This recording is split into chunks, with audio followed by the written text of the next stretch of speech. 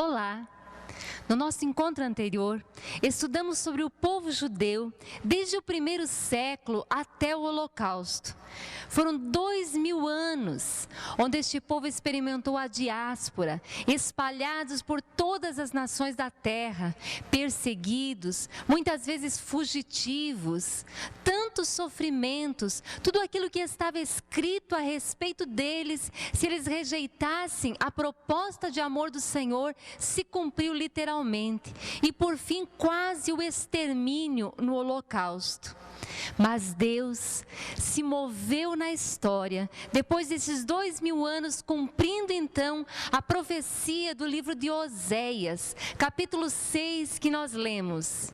Venham, voltemos para o Senhor. Ele nos despedaçou, mas nos trará cura. Ele nos feriu, mas sarará nossas feridas. Depois de 2 dias, Ele nos dará vida novamente. Ao terceiro dia nos restaurará, para que vivamos em sua presença. O profeta Oséias está profetizando sobre a restauração deste povo. Aqui diz, depois de 2 dias, nós viveremos novamente, o Senhor tornará a nos dar vida.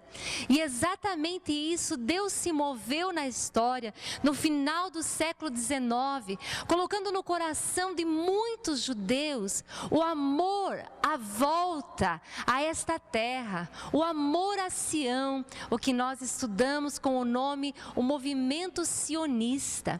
Sião é um monte em Israel, mas muitas vezes este nome é usado até para simbolizar Jerusalém. Este monte fica exatamente em Jerusalém.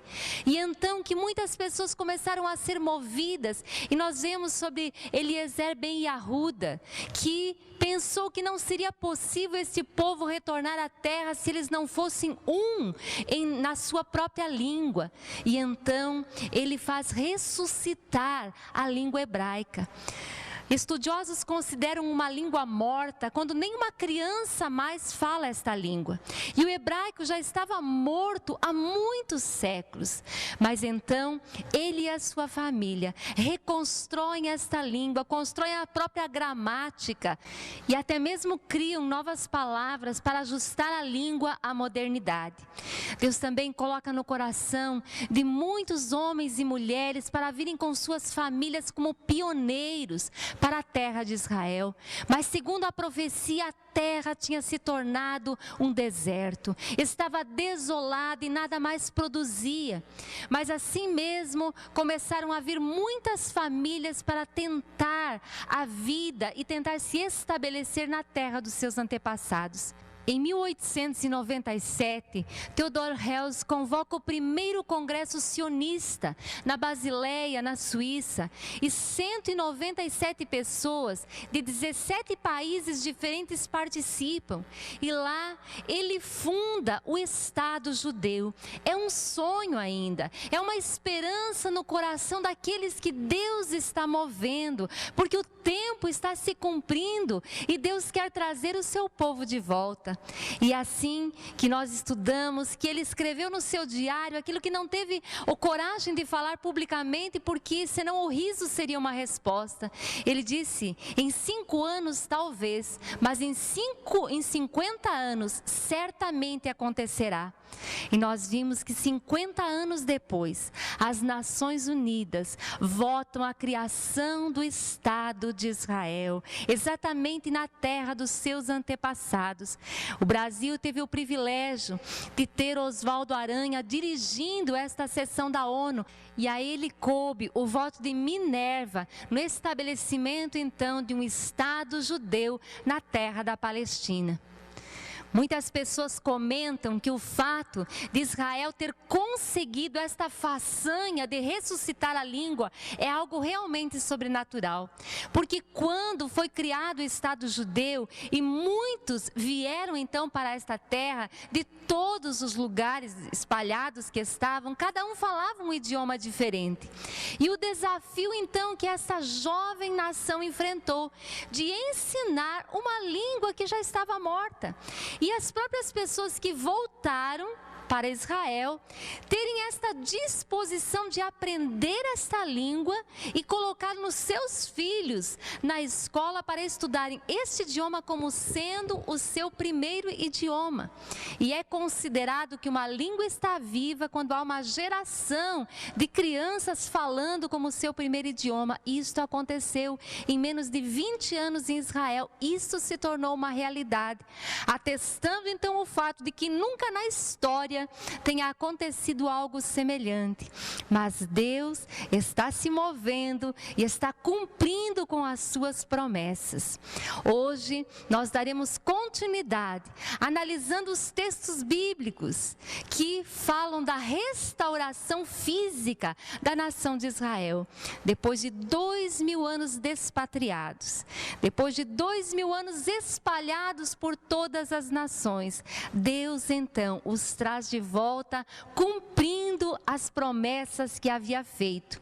Nós ainda veremos a restauração espiritual e eu quero até chamar a sua atenção para isso, porque primeiro Deus restaurou a nação, o estado físico, e a nossa geração, a geração dos nossos pais tem sido testemunha ocular do cumprimento dessas profecias milenares. Mas ainda veremos, ainda está por acontecer a restauração espiritual deste povo, que nós também veremos.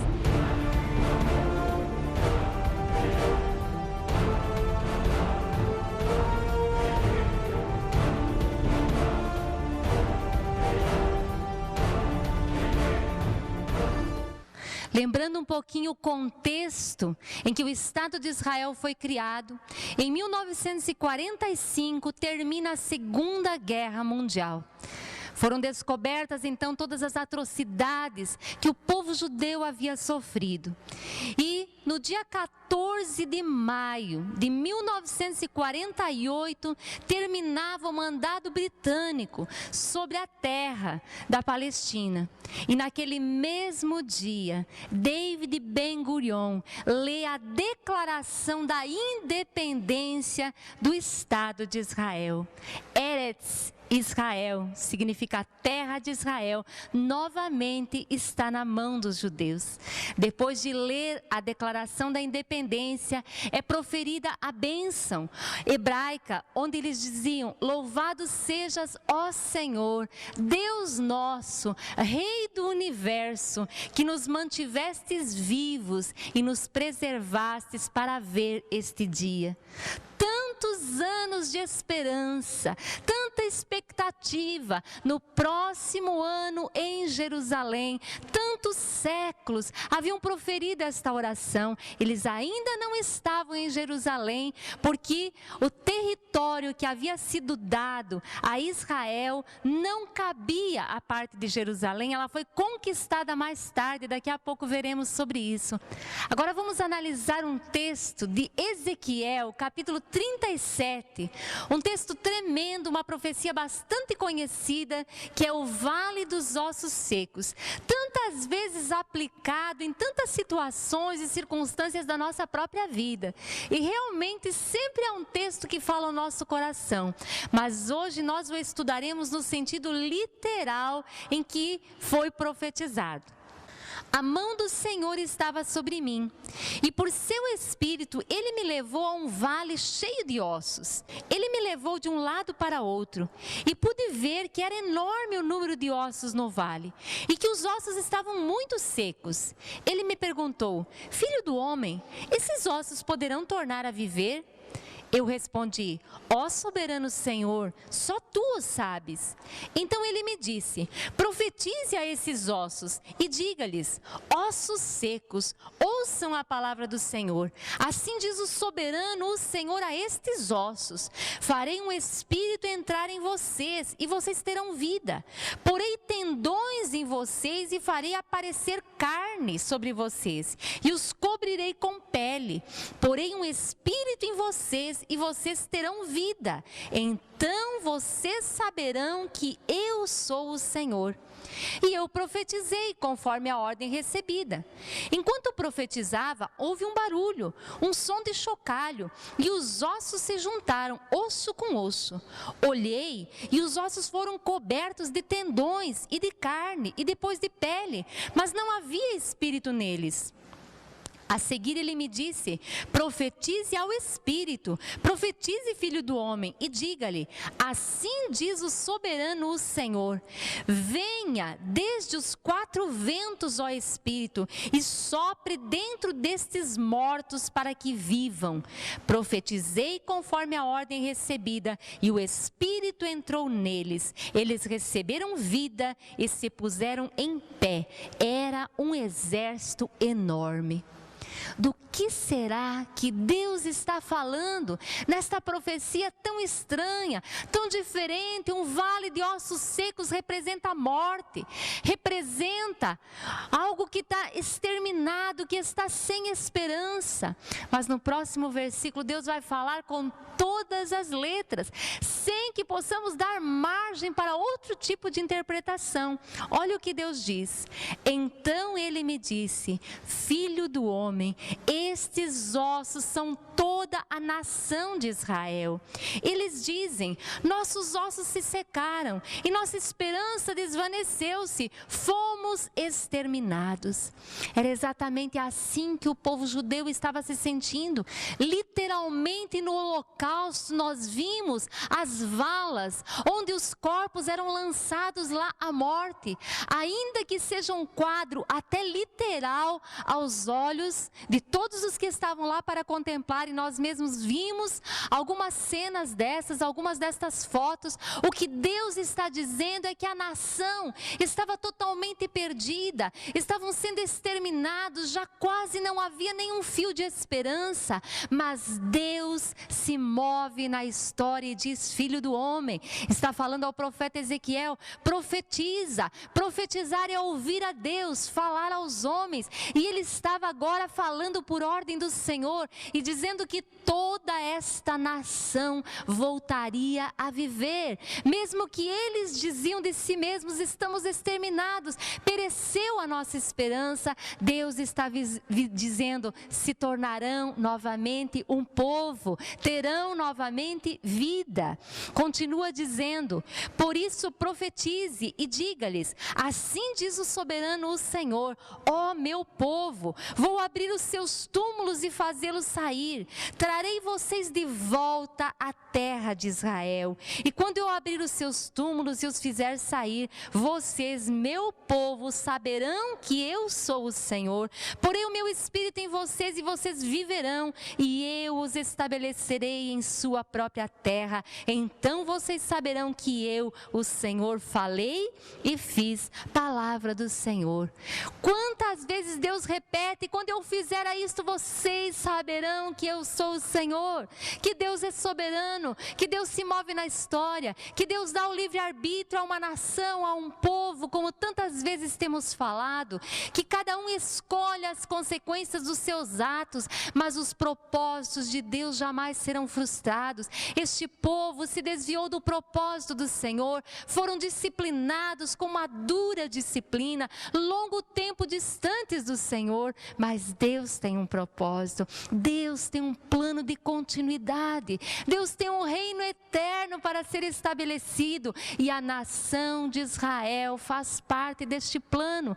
Quando diz aqui: eu abrirei as vossas sepulturas, não está falando especificamente da ressurreição daqueles corpos que literalmente morreram, mas de uma nação que estava sendo exterminada. A continuidade da profecia vai nos falar algo tremendo. Versículo 15: essa palavra do Senhor veio a mim: filho do homem, escreva num pedaço de madeira, pertencente a Judá e aos israelitas seus companheiros. Depois escreva noutro pedaço de madeira, vara de Efraim, pertencente a José e a toda a nação de Israel seus companheiros. Junte-os numa única vara, para que se torne uma só em sua mão. Faça o quadro aqui na sua mente. Deus manda o profeta pegar 2 pedaços de madeira e escrever por Judá e seus companheiros. Nós já vimos que Deus havia formado um povo dos descendentes de Abraão. Este povo era Israel. Mas nos dias de Salomão e depois do seu filho Roboão especificamente, o reino foi dividido. E ficou sendo Israel, também chamado Efraim, e Judá, o reino do sul. E por todo o resto deste período, eles permaneceram como dois reinos, até que Israel foi extinto em 722, absorvido entre as nações. Judá permaneceu por mais tempo, depois, por 2000 anos, deixaram de ser uma nação. Agora, Deus está dizendo, Ezequiel, pegue 2 pedaços de madeira e escreva, por Judá e seus companheiros, por Efraim e por seus companheiros, quer dizer, por Israel, junte-os na tua mão, como se fossem um só. Olha o que Deus vai dizer. Quando seus compatriotas lhe perguntarem, você não vai nos dizer o que significa isso? Diga-lhes, assim diz o soberano Senhor, vou apanhar a vara que está na mão de Efraim, pertencente a José e às demais tribos israelitas, suas companheiras, e vou juntá-las à vara de Judá. Assim farei delas um único pedaço de madeira, e elas se tornarão uma só na minha mão. Segure diante dos olhos deles os pedaços de madeira em que você escreveu e diga-lhes, assim diz o soberano Senhor, tirarei os israelitas das nações para onde foram, vou ajuntá-los de todos os lugares ao redor e trazê-los de volta à sua própria terra. Eu os farei uma única nação na terra, nos montes de Israel. Haverá um único rei sobre todos eles e nunca mais serão 2 nações, nem estarão divididos em 2 reinos. No dia 29 de novembro de 1947, quando a Organização das Nações Unidas votou a criação do Estado de Israel, representantes das 12 tribos de Israel dançaram naquele dia, proclamando que era uma só nação, um só rei sobre eles. Hoje não temos reino do norte e reino do sul, mas hoje nós temos Israel. Deus já havia dito, Deus está se movendo na história, cumprindo as suas promessas. E assim que diante dos nossos olhos temos visto o cumprimento, o ressurgimento, a figueira brotando. Jesus disse que este seria o sinal principal de que o regresso dele estaria chegando, estaria breve, que ele estaria às portas. Olhem para a figueira, Jesus disse, e a figueira é um símbolo de Israel, a figueira está florescendo. Jeremias 31, versículos 7 e seguintes, assim diz o Senhor, cantem de alegria por causa de Jacó, gritem exaltando a principal das nações, proclamem e deem louvores dizendo, o Senhor salvou o seu povo, o remanescente de Israel. Vejam, eu os trarei da terra do norte e os reunirei dos confins da terra. Entre eles estarão o cego e o aleijado, mulheres grávidas em trabalho de parto. Uma grande multidão voltarão com choro, mas eu os conduzirei em meio a consolações. Eu os conduzirei às correntes de água por um caminho plano, onde não tropeçarão, porque sou pai para Israel e Efraim é o meu filho mais velho. Ouçam a palavra do Senhor, ó nações, e proclamem nas ilhas distantes, aquele que dispersou Israel o reunirá, e como pastor vigiará o seu rebanho. O Senhor resgatou Jacó e o libertou das mãos do que é mais forte do que ele. Que promessas tremendas, cumpridas na nossa presente geração. Lemos este versículo no nosso encontro anterior. Como o Senhor disse que os traria de todos os lugares. Quando diz o aleijado, o cego, as mulheres de parto, quantas deram à luz no próprio navio. Deus diz, aqueles que choram, eu vou consolar. Deus está reunindo seu filho. Aqui diz, Efraim é o meu filho, eu sou pai para eles. O amor de Deus se manifestando. A cada um deste povo. Versículos 16 e 17. Assim diz o Senhor: contenha o seu choro e as suas lágrimas, pois o seu sofrimento será recompensado, declara o Senhor. Eles voltarão da terra do inimigo. Por isso há esperança para o seu futuro, declara o Senhor. Seus filhos voltarão para a sua pátria. Promessa do Senhor cumprida no nosso presente tempo. Jeremias capítulo 33, versículos de 20 a 26. Assim diz o Senhor: se vocês puderem romper a minha aliança com o dia e a minha aliança com a noite, de modo que nem o dia nem a noite aconteçam no tempo que lhes está determinado, então poderá ser quebrada a minha aliança com o meu servo Davi. E neste caso ele não mais terá um descendente que reine no seu trono. E também será quebrada a minha aliança com os levitas, que são sacerdotes e que me servem. Farei os descendentes do meu servo Davi e os levitas que me servem tão numerosos como as estrelas do céu e incontáveis como a areia das praias do mar. O Senhor dirigiu a palavra a Jeremias: você reparou que essas pessoas estão dizendo que o Senhor rejeitou os 2 reinos que tinha escolhido? Por isso desprezam o meu povo e não mais o consideram como nação. Olha o diálogo que Deus está tendo aqui com Jeremias, dizendo: Jeremias, você está percebendo que esse povo está dizendo que eu desprezei? E que por isso eles não consideram mais eles como uma nação? Veja, essa palavra é para nós. Temos visto como ao longo do tempo, na era cristã, tantas pessoas que amam a Deus, que entenderam a mensagem da salvação em Jesus Cristo, não compreenderam o propósito de Deus com a nação de Israel, com este povo que é amado do Senhor e que Deus tem uma aliança com eles e tem uma continuidade na história. Tantas coisas ainda nós veremos que estão escritas e que haverá de se cumprir, porque até aqui tudo Deus cumpriu. Mas aí Deus continua falando: assim diz o Senhor, se a minha aliança com o dia e com a noite não mais vigorasse, se eu não tivesse estabelecido as leis fixas do céu e da terra, então eu rejeitaria os descendentes de Jacó e do meu servo Davi, e não escolheria um dos seus descendentes para que governasse os descendentes de Abraão, de Isaque e de Jacó. Mas eu restaurarei a sorte deles e lhes manifestarei a minha compaixão. Promessas do Senhor. Deus então não abandonou este povo. Deus os deixou de lado. É aquilo que nós vimos, aquele intervalo da profecia de Daniel.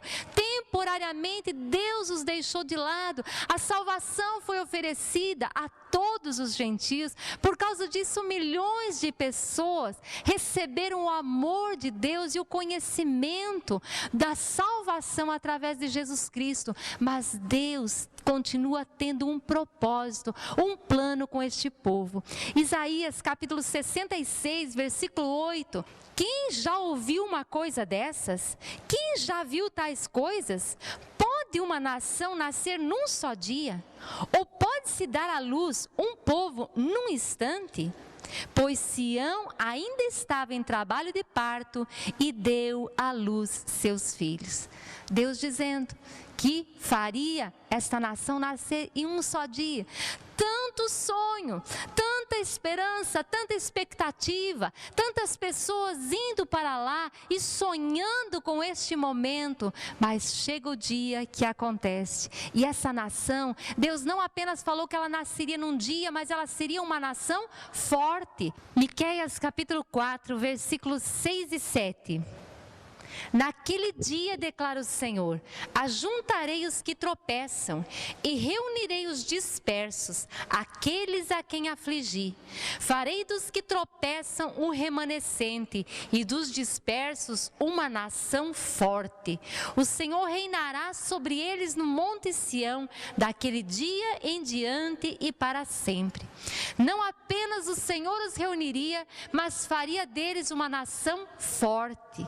Israel Israel é tão pequenininho em território, mas é tão forte em relação às outras nações da terra em tantas coisas.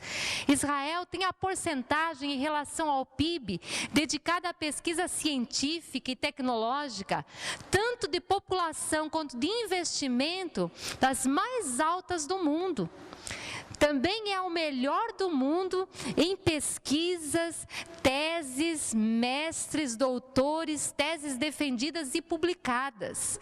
Eles têm a terceira posição nos países das empresas do seu país que tem aplicação na Bolsa de Nasdaq, somente ficando abaixo dos Estados Unidos e do Canadá.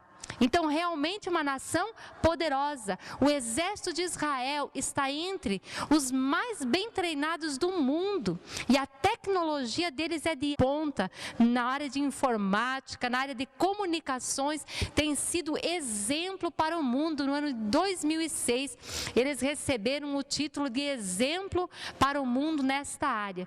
Então, realmente, eles prezam pela excelência. Foi uma nação que foi criada já. O sonho de Theodor Herzl era não apenas ter um estado físico forte, mas culturalmente, cientificamente e religiosamente um povo realmente forte. Isaías, capítulo 43, versículos 5 a 7 diz: Não tenha medo, pois eu estou com você.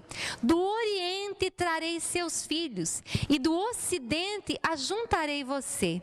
Direi ao Norte, entrega-os, e ao Sul, não os retenha.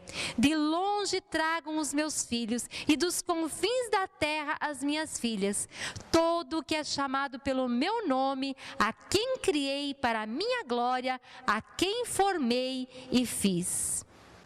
Em 1948, assim que a nação de Israel foi criada, judeus de todos os lados dos países árabes voltaram para Israel. Aqui está dizendo que o Senhor diz: do Oriente trarei os meus filhos. Numa operação chamada Ali Babá, no ano de 1948, 115 mil judeus vieram do Iraque para se estabelecer em Israel. Aqui diz: do Ocidente eu ajuntarei. Realmente no Ocidente ainda está o grosso dos judeus. A maior colônia está nos Estados Unidos, em alguns outros países, na América Latina, na Argentina tem uma grande colônia. Do Ocidente Deus fez um ajuntamento. Muitos voltaram para a terra de Israel, mas muitos estão ainda espalhados por essas nações, mas financiam Israel, mandam regularmente dinheiro para investimento nos projetos, até para a própria nação. Muitos judeus doando parte das suas fortunas, até no testamento deixando para a nação de Israel. O amor a Sião, o amor a essa nação e o compromisso mútuo que este povo tem.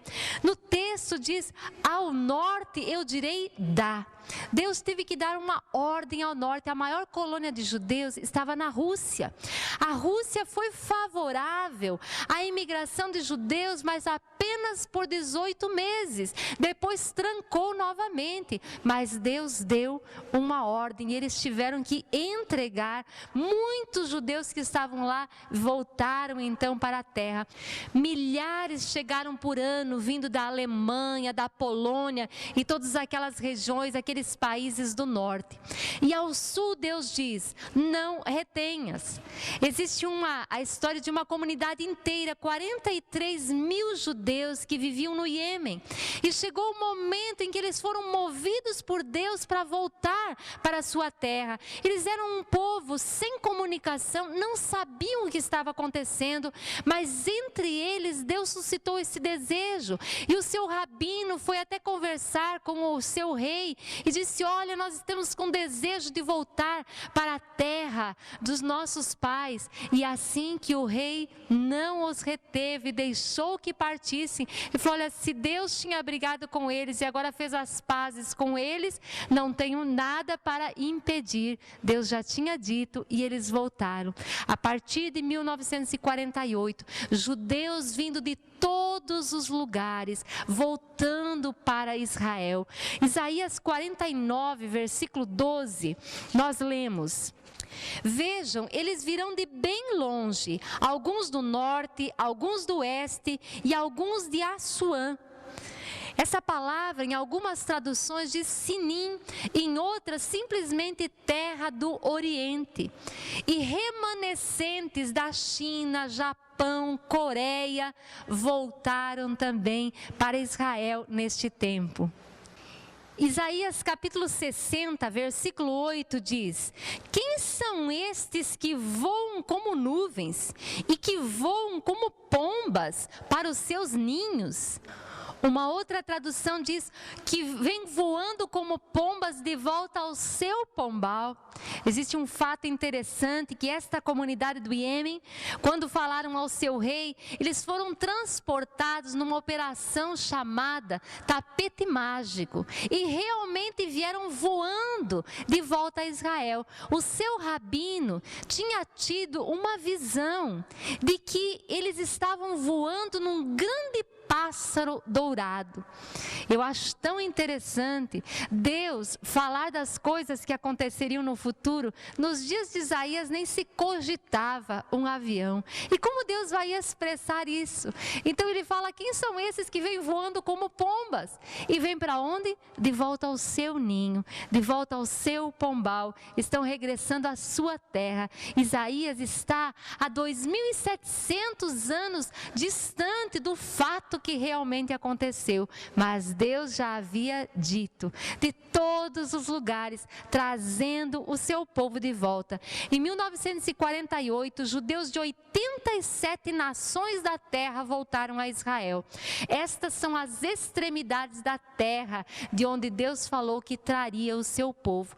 A partir de lá, todos os anos, milhares de judeus estão regressando. Isaías capítulo 61, versículos 4 e 5.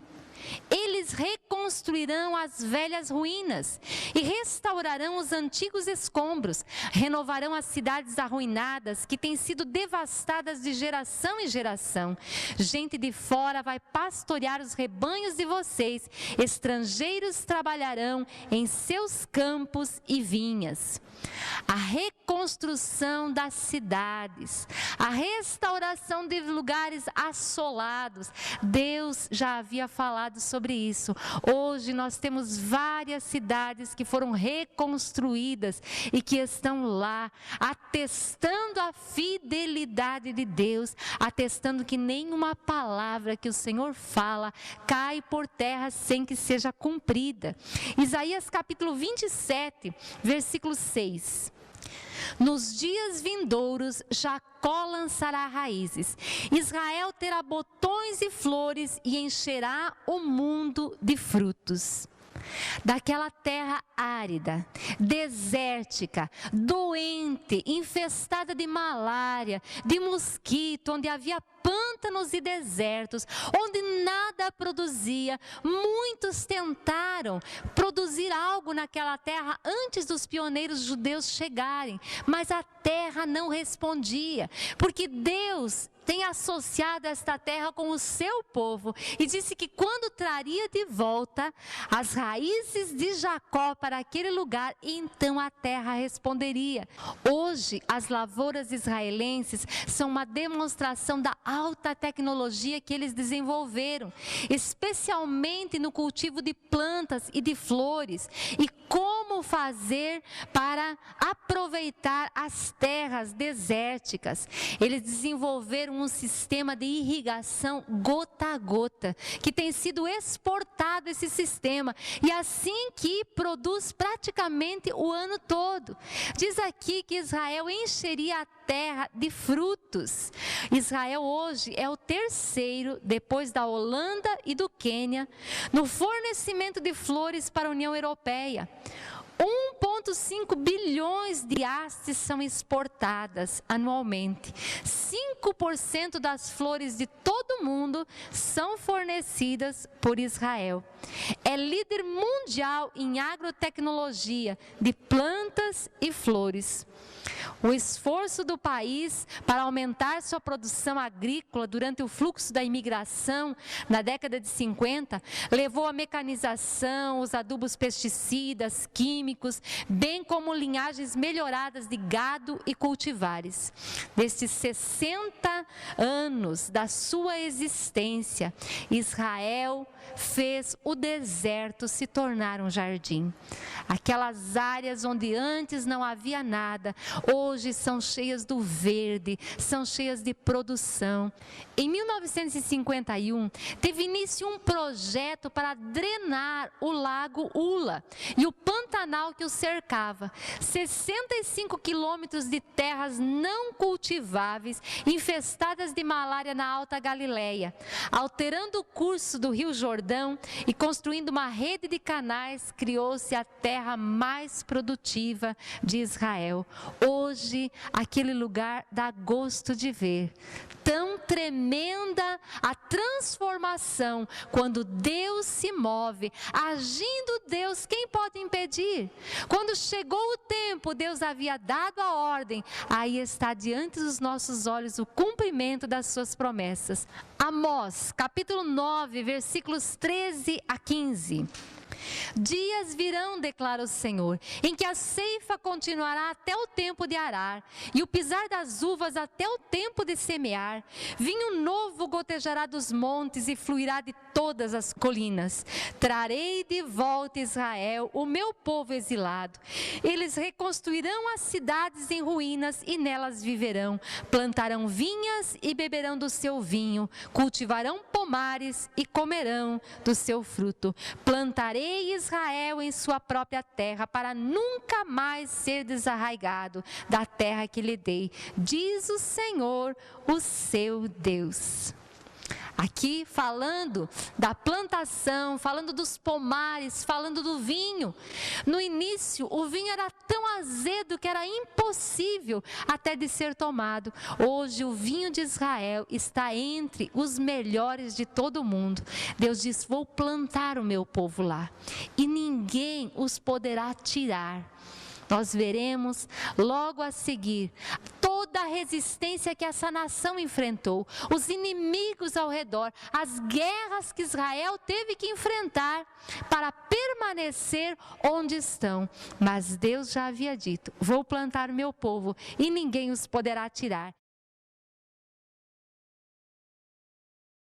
No dia do seu nascimento, 14 de maio de 1948, quando Ben-Gurion anunciava a criação do Estado de Israel e o seu discurso estava sendo transmitido pela rádio, pôde-se ouvir o som de um avião egípcio atacando Tel Aviv. Nações árabes, as nações vizinhas, declararam guerra contra o Estado recém-criado. Egito, Síria, Líbano, Iraque e, na época, a Transjordânia. Além de quase 2.000 guerrilheiros do Exército da Libertação Árabe, treinados pelas forças britânicas. Eles põem-se em marcha contando certo com a vitória, mas depois de algumas manobras eles são obrigados a retroceder, são rechaçados em todas as frentes e Israel vai tomando posição e ganhando espaço. Eles se assustam ante a coragem deste exército diminuto de Israel.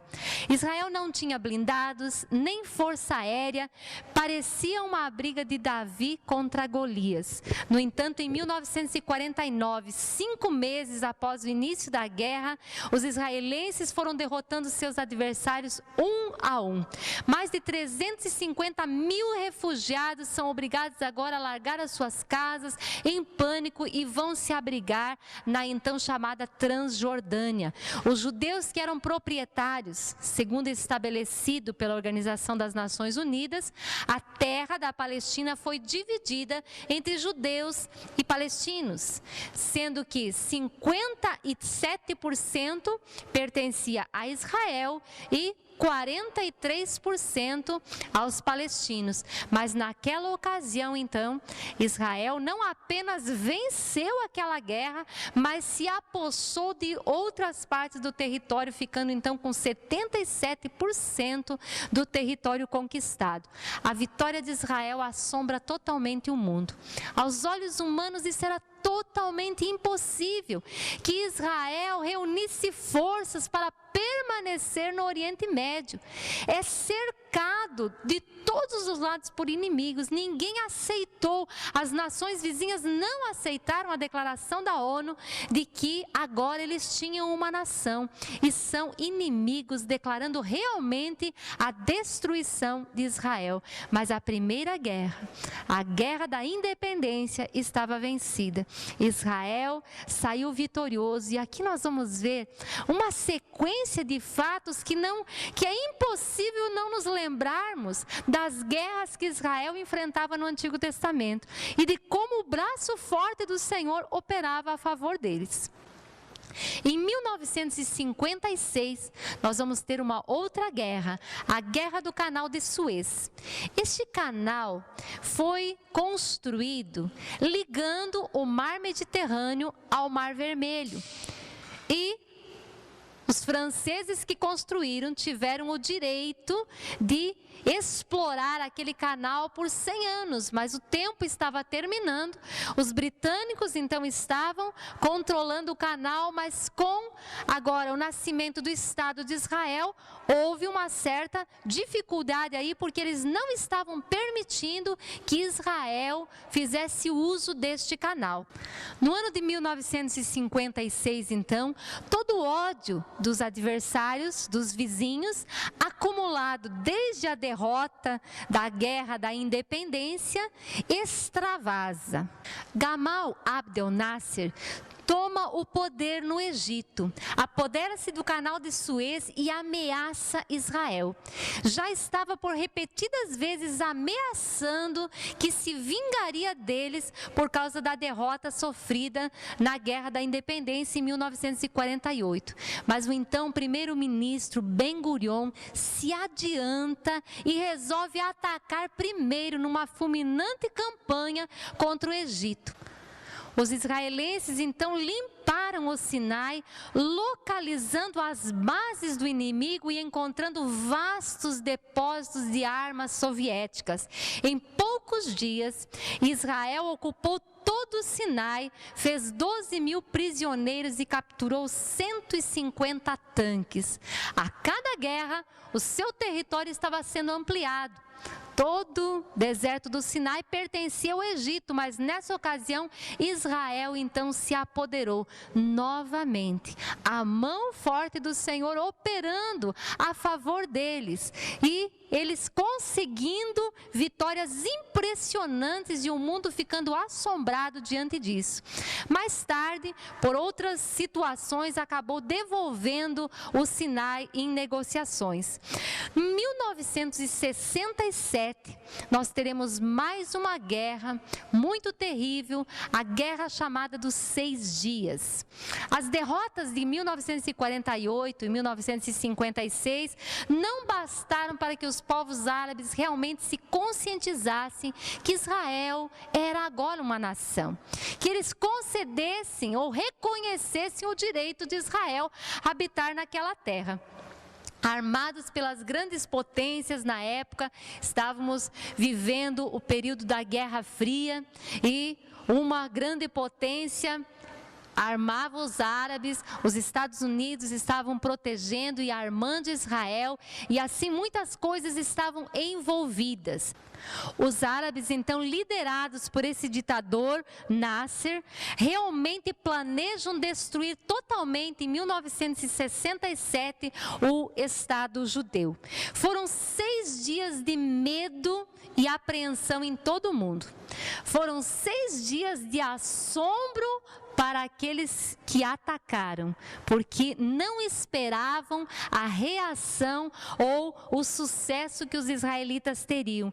E foram 6 dias de grandes vitórias, inesquecíveis dias de glória para a nação de Israel.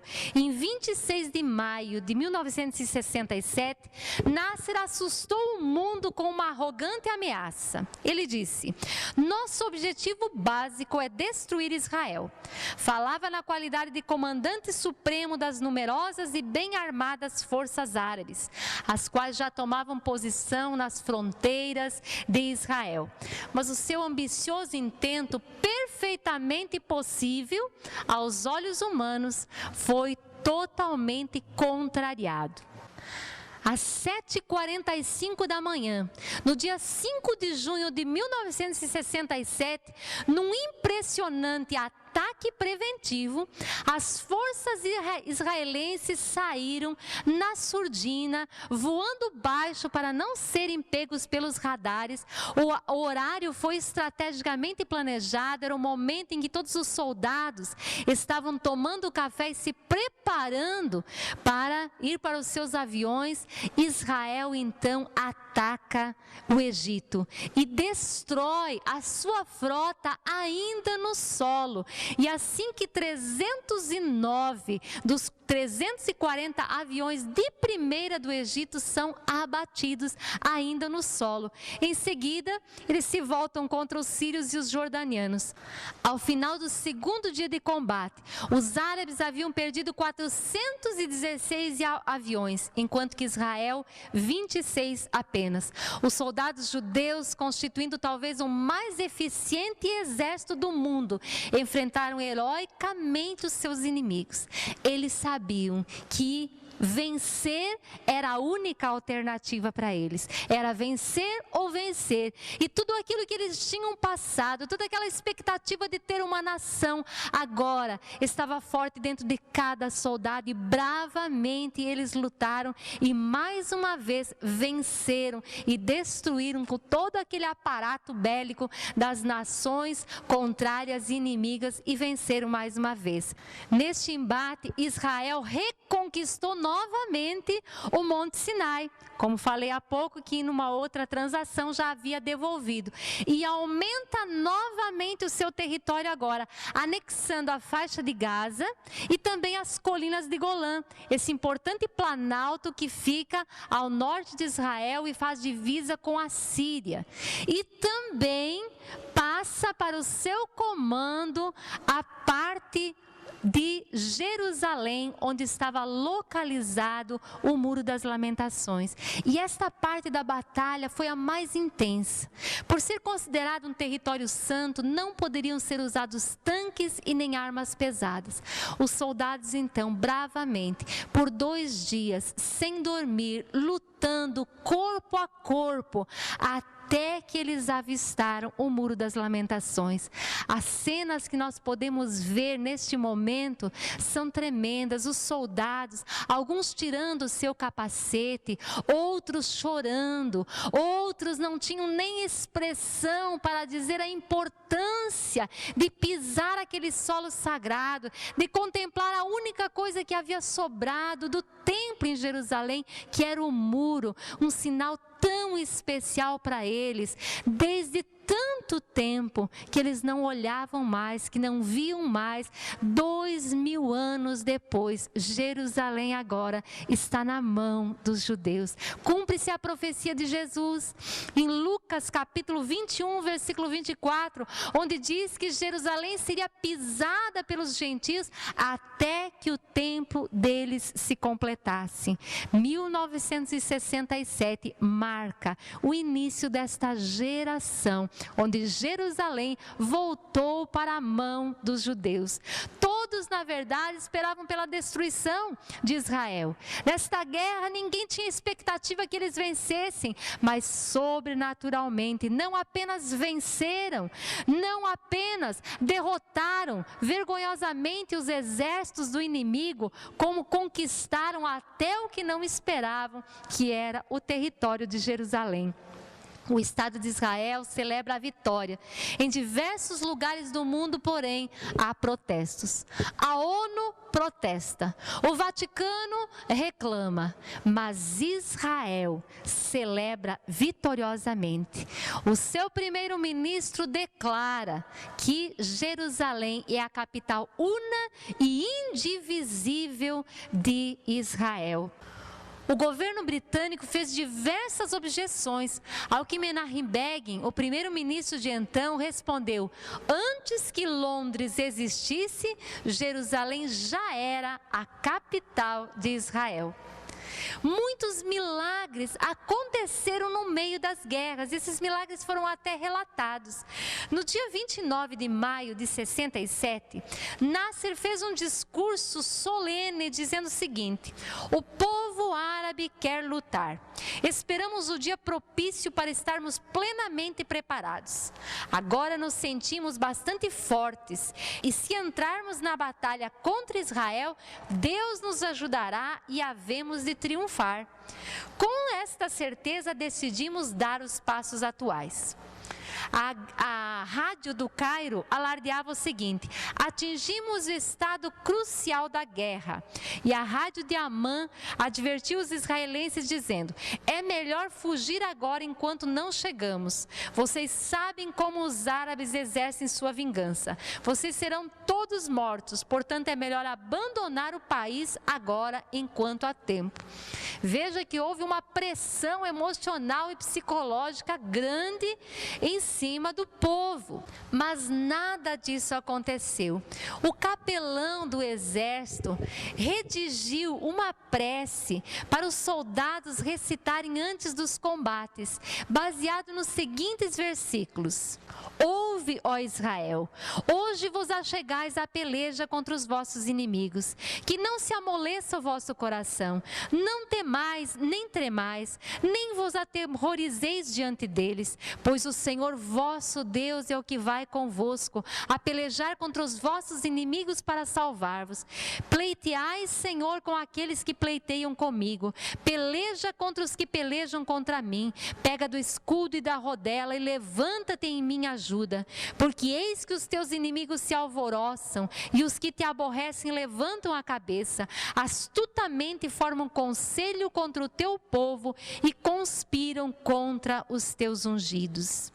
Os soldados recitavam esta oração antes dos momentos de combate e foi suscitada a fé no coração deles de olhar para aquele de quem realmente vem a vitória. Somente o Senhor poderia pelejar a favor deles e lhes garantir a vitória. Realmente eles saíram vitoriosos e muitos soldados voltaram dos campos até convertidos, vendo sinais e maravilhas acontecendo, coisas extraordinárias, como por exemplo tanques não funcionarem, o aviso de alerta, a sirene de ataque só ser ouvido quando o exército israelense já tinha atacado e estava de volta para os seus lugares, as armas não funcionando na hora, os pilotos não estando prontos ainda que a ordem havia sido dada.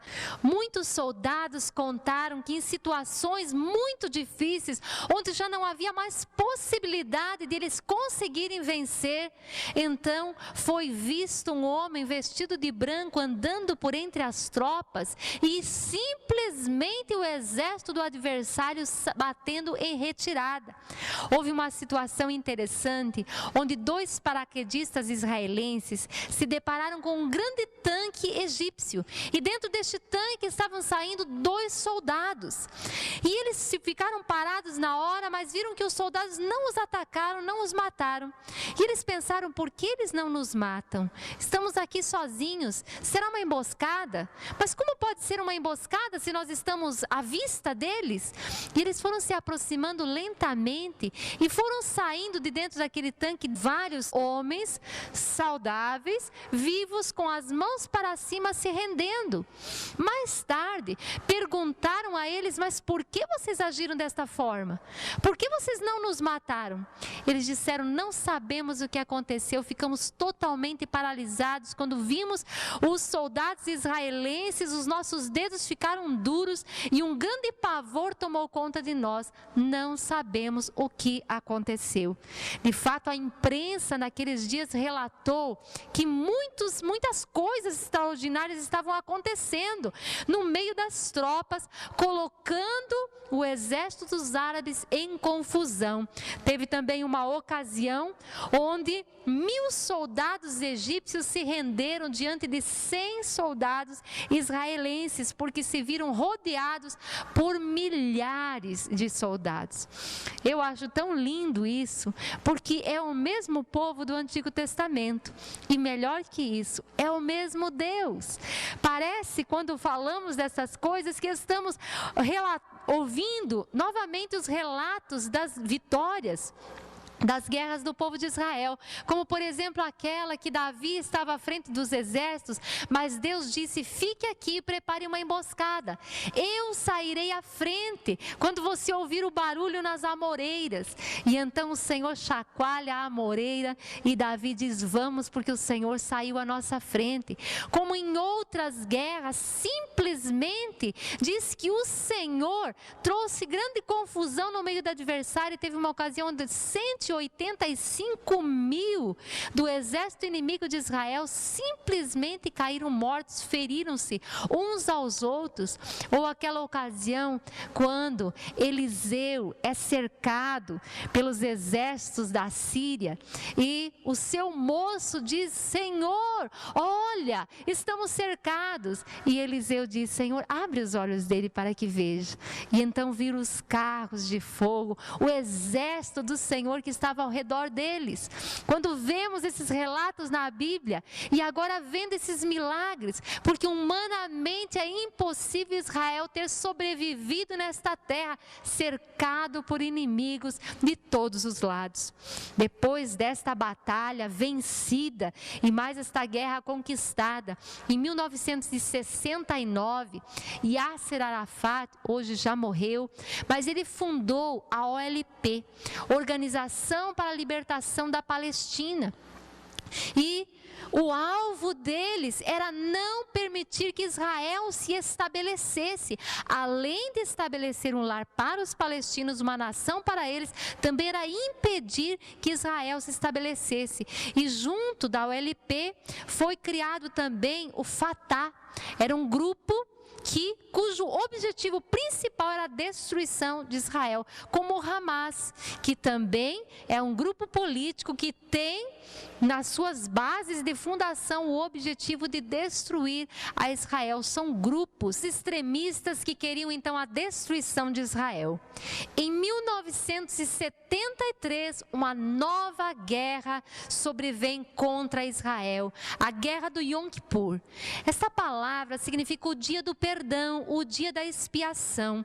No dia 6 de outubro de 1973, a data também foi escolhida estrategicamente, porque os religiosos estavam fazendo as suas cerimônias, mas como era feriado em Israel, muitos soldados estavam relaxados com as suas famílias, descansando. E tudo foi feito de maneira muito sigilosa. Nem sequer os oficiais sabiam que estavam indo para a guerra. Acharam que era mais um procedimento, um treinamento militar. As marés também estavam favoráveis para atravessar o canal de Suez. O ataque teve início às 14 horas, rodeado então por todo este sigilo. Mesmo atacados de surpresa, depois de alguns dias muito difíceis, Israel assumiu o controle da situação e estava se apoderando rapidamente dos territórios do Egito. Não fosse o cessar-fogo ordenado pelas Nações Unidas, fazendo com que Israel parasse a guerra, a pedido também pelo próprio Egito, e eles teriam conseguido muito mais território e quase se apoderaram do Egito. Não fosse o cessar-fogo declarado às pressas pelas Nações Unidas e pedido até pelo próprio Egito. Nesta guerra, só o Egito lançou 700 mil homens na batalha, assessorados por 2.500 tanques, 650 aviões e 150 baterias de mísseis antiaéreos. As espetaculares espetaculares vitórias dos judeus têm assombrado o mundo. Como pode uma nação tão pequena, habitada por 3 milhões de pessoas na época, levar à derrota nada menos do que 14 nações aliadas com uma população de 100 milhões de habitantes? Nenhuma resposta fora da Bíblia pode satisfazer a razão humana. O braço do Senhor está estendido sobre eles e a palavra do Senhor está se cumprindo. Deus disse: estabelecerei nos últimos dias o meu povo na sua terra e ninguém os tirará de lá. Deus tem uma aliança com este povo, está relacionada a esta terra. Israel passou por muitas dificuldades ainda. Mais tarde, em 1989, aconteceram as intifadas. São espécies de pogroms, que são guerras civis entre grupos e onde eram jogadas pedras, eles se atacavam com pedras, a própria população, os civis então brigando. Teve várias dessas intifadas, ataques suicidas, ataques terroristas, o Iraque na guerra do Golfo se levantando contra Israel. Hoje, com o Egito, Israel está vivendo uma relativa paz. A partir de 1979 fizeram um acordo de paz. Também mais tarde fizeram um acordo com a Jordânia, antes era Transjordânia, agora temos aí a Jordânia, também estão no acordo de paz. Mas o Irã hoje continua sendo o inimigo declarado de Israel. No entanto, Deus é a favor deste povo. Deus está caminhando na história, trouxe este povo de volta e aquilo que deles está escrito certamente se cumprirá. Nenhum outro país da terra tem os seus limites afixados por Deus, a não ser Israel. Jerusalém é a capital de Israel, escolhida pelo próprio Deus, porque ainda aguardamos o cumprimento da restauração espiritual de Israel, onde a pedra cortada sem auxílio de mãos porá fim aos governos dos homens. Antes de Jesus implantar o seu governo milenar, ser estabelecido como rei, único rei sobre toda esta terra, cuja capital do mundo será Jerusalém, no reinado milenar, nós ainda veremos pela frente o último império dos homens. É a confederação das nações. Hoje nós vemos a palavra globalização. Hoje nós já percebemos a necessidade de todos estarem ligados para enfrentarem os desafios dos nossos dias. O terrorismo, o tráfico, a violência. Hoje se fala de uma união entre todas as nações. Estamos vivendo o período do aquecimento global, onde as nações reunidas estão preocupadas e pensando como resolver este problema. Então hoje se fala numa união de todos. O governo do anticristo sairá exatamente desta confederação de nações. É o último governo humano. Coisas terríveis ainda estão por acontecer, profetizadas na palavra, mas nos dias destes reis, sobretudo no dia deste rei, que é a extremidade, são os pés em parte de ferro, em parte de barro, de onde sairá o anticristo. A Bíblia diz: no dia destes reis, uma pedra cortada sem auxílio de mãos, sairá e ferirá a estátua na sua extremidade, nos seus pés, porque é o fim de todo o governo humano. E esta pedra, ela esmiuçará todos os reinos humanos, se tornarão como pó, deixarão de existir, mas ela mesma se tornará uma grande montanha e encherá toda a terra. É o governo milenar de Jesus Cristo. Hoje, Israel se assemelha ao povo cristão, ao remanescente fiel e verdadeiro, à igreja de Jesus Cristo. Como o crente é rejeitado pelo mundo, por muitas vezes não concorrer com o mesmo pensamento do mundo, não seguir na mesma correnteza. Assim Israel muitas vezes é visto pela comunidade internacional como inflexível, como egoístas, como até violentos. Há muita campanha internacional contra Israel. No entanto, eles estão cumprindo os propósitos de Deus. Quero que você me entenda bem. Não estou analisando a situação política, econômica no presente momento de Israel, mas estou analisando Deus caminhando nessa história.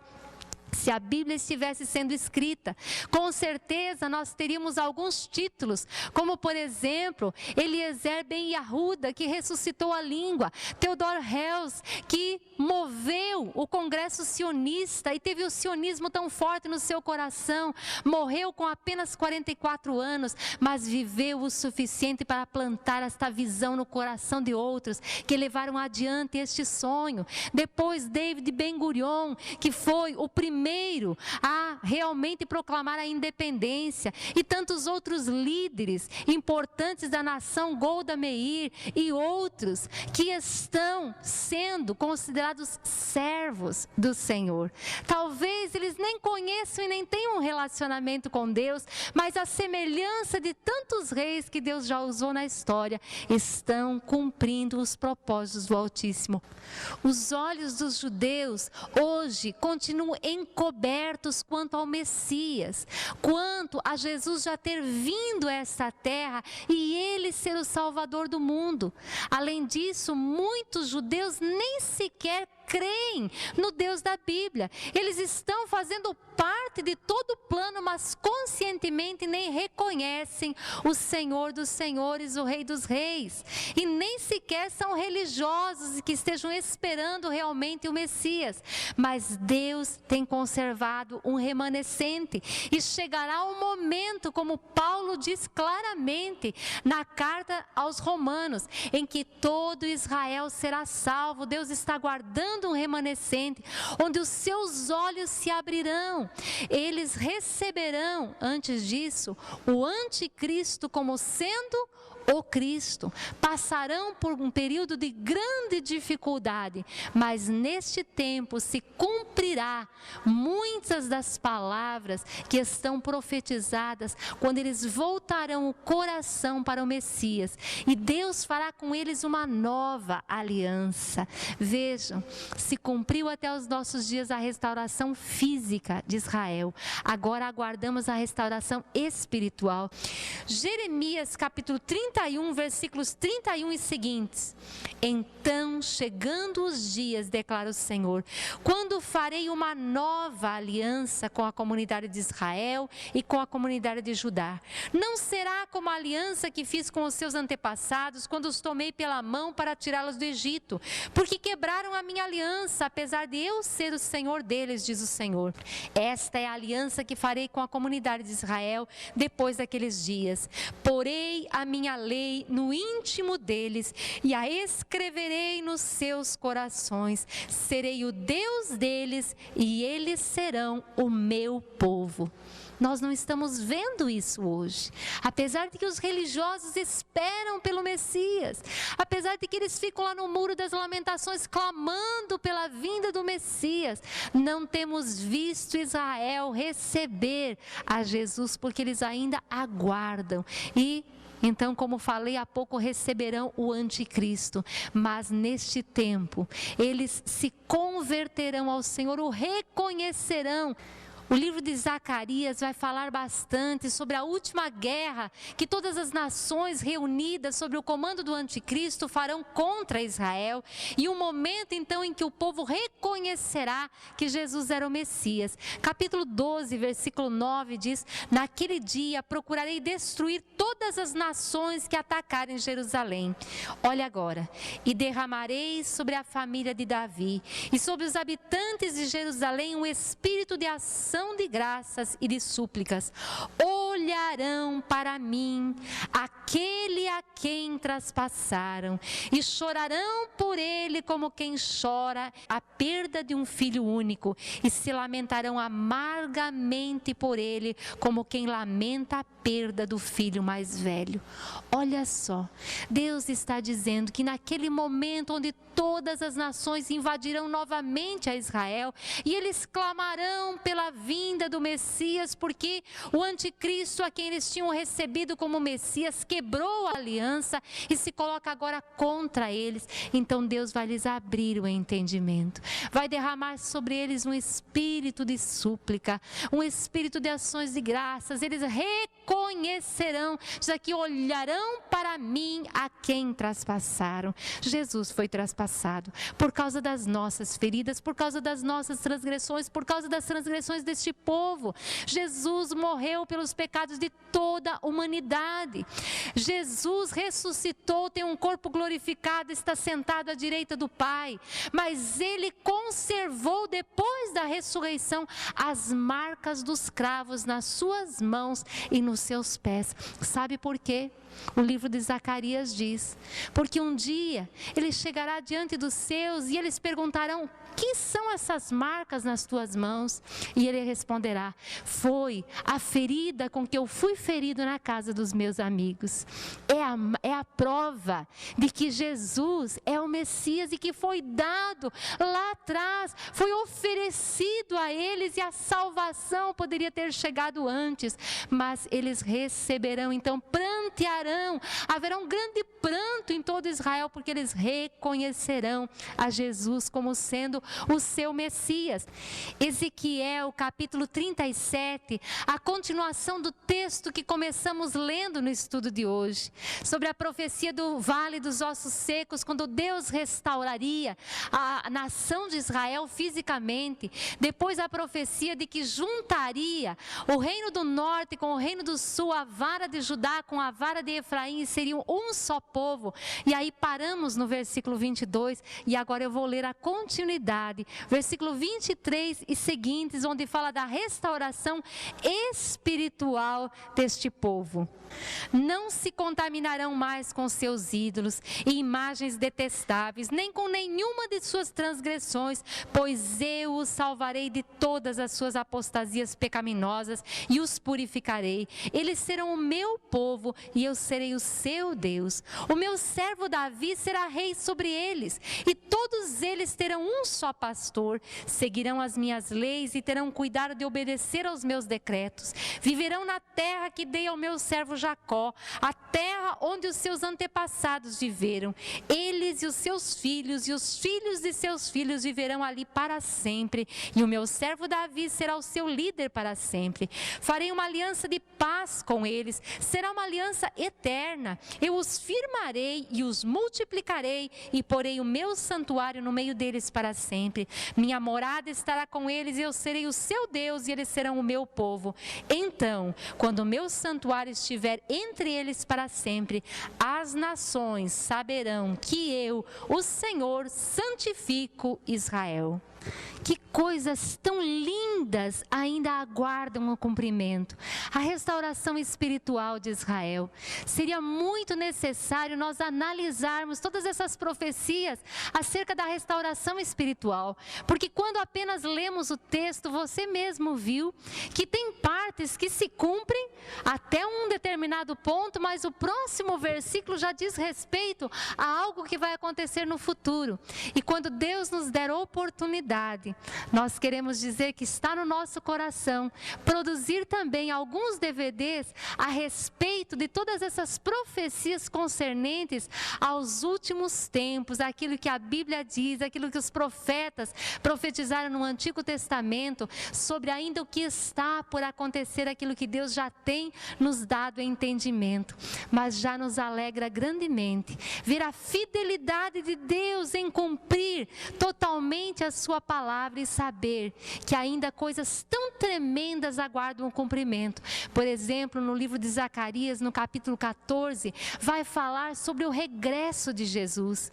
Nós sabemos que terá lugar o arrebatamento da igreja, e então começará novamente a se contar a última semana profetizada para o povo judeu, que é justamente essa parte onde o anticristo vai assumir o poder, onde os judeus depois reconhecerão a Jesus como o Messias, e no final deste período, então, Jesus vai voltar em grande poder e glória. Ele vai voltar exatamente no meio daquela guerra onde todas as nações invadiram Israel, estão se levantando contra Israel, mas então o Senhor mesmo se manifestará.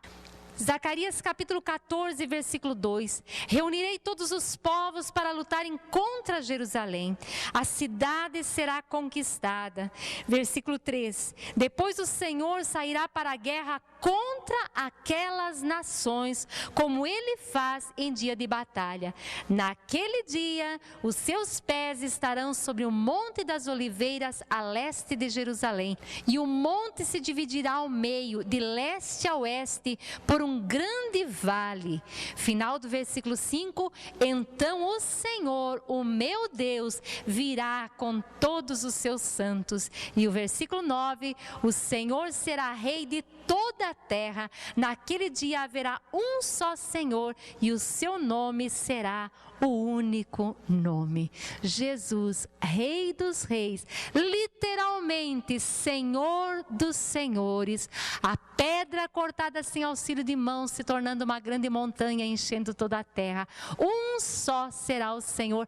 Todas as nações da terra terão que se render, reconhecer que Jesus é o Rei, que Ele é Deus, que Ele é soberano. E você já entendeu o privilégio de nós podermos reconhecer hoje? Estamos chegando ao final da nossa série. E o nosso sincero desejo é que todo este ensino, passando por toda a Bíblia e alguns fatos tão importantes na história, que têm ligação, é claro, que foi uma síntese de tudo. Não podíamos, seria necessário nos estendermos muito se fôssemos falar de todos os acontecimentos, mas passando pela Bíblia e os acontecimentos que nós analisamos, o nosso desejo é que realmente você tenha crescido em fé, você tenha visto o quanto a fidelidade de Deus é tremenda, o quanto vale a pena servi-lo, amá-lo, escolher, oferecer cada dia da nossa vida para proclamar a sua palavra. Nosso desejo é que você sinta a necessidade de viver em santidade cada vez mais, porque ser santo é ser separado, porque somos o seu povo, e Deus no final fará um só povo, tanto os israelitas quanto a sua igreja, todos aqueles que o receberem como seu Senhor. Deus estabelecerá o seu propósito eterno. Ao começarmos a nossa série, nós insistimos em dizer que Deus tinha um plano para a humanidade, o seu plano de amor, que a história de Deus com a humanidade é uma proposta de amor não correspondida. Hoje nós somos a geração que estamos aqui para responder esta proposta. Um dia Israel responderá a esta proposta, e Deus então entrará no governo milenar de Jesus Cristo, e terminando este período onde Ele reinará sobre esta terra, entraremos então no seu reino eterno, para sempre e sempre. Esperamos que você possa buscar a cada dia se alimentar desta palavra. Não é uma vez que você ouve ou que você lê que já há compreensão no coração, mas essas sementes precisam ser lançadas. A cada dia você amar esta palavra, porque atrás dessas letras está revelado o coração de Deus, o amor de Deus, o seu propósito, como Deus caminhou na a história, como Deus caminha na nossa história. Isso vai levar você a descansar em cada situação da sua vida. Saber que quem é soberano é Deus. Que Deus dá liberdade ao homem. O homem pode fazer as suas escolhas, mas Deus é soberano.